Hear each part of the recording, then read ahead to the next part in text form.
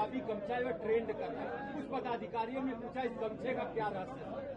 देखिए, 2 रहस्य बता दो फिर अपनी बात खत्म कर दो। चुनाव में मुझसे एक ने पूछा कि आप गमछा क्यों पहने हुए हैं ये, और दूसरा उन्होंने कहा इतनी गर्मी है उसमें सदरी क्यों पहने हुए। तो मैंने उन साथी से कहा कि कभी कूलर देखा है आपने?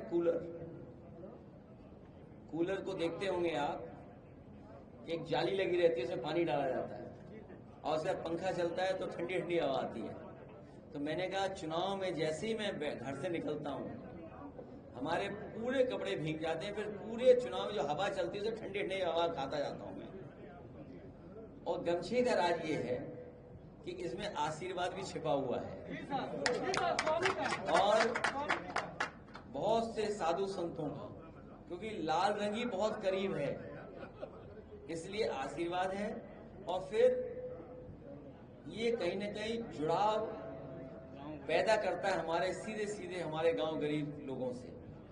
और दूसरा, इतनी गर्मी में चुनाव था, इतना धूल धक्कड़ चुनाव में था, तो जहां आशीर्वाद था वहां धूल धक्कड़ से और पसीने से बचने के लिए गमछा काम आ रहा था। तो अब ये ड्रेस का हिस्सा हो गया है। भैया एक सवाल, 69,000 शिक्षकों ने ये कहा कि सारी प्रक्रिया 3 महीने के अंदर पूरी करके नए तरीके से कामों करें, तो क्या आप इसके अगेंस्ट जाएंगे या इसके का? मुझे उम्मीद है जो बच्चों की मांग है उनके साथ नाइंसाफी नहीं होगी, उनको हक मिलेगा। जो उनकी आरक्षण की लड़ाई थी, जो भेदभाव का सूची बनाई थी सरकार ने, हमें उम्मीद है कि उन बच्चों को न्याय मिलेगा। उन बच्चों ने बहुत लंबा संघर्ष किया है, शायद इतना बड़ा आंदोलन, इतने लंबे समय तक आंदोलन किसी ने नहीं किया होगा जितना 69,000 वाले शिक्षक भर्ती वालों ने किया है। उन्हें कहाँ नहीं परेशान होना पड़ा। त्योहार रहे होंगे तो वो लखनऊ में धरने पे बैठे थे, कई त्योहारों पे उन्हें अपमानित करने का काम किया गया। मुख्यमंत्री आवास गए अपनी बात को कहने के लिए, उन्हें अपमानित होना पड़ा।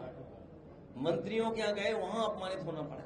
हम लोगों से जितने भी पॉलिटिकल लीडर हैं सबसे अलग अलग समय पे अलग अलग ग्रुप मिला है। आज उन्हें न्याय मिला है। हमें उम्मीद है कि सरकार उनका न्याय देगी, उनके साथ नाइंसाफी नहीं करेगी और सरकार ये भी आगे ध्यान रखेगी कि इस तरह का भेदभाव किसी के साथ नहीं हो।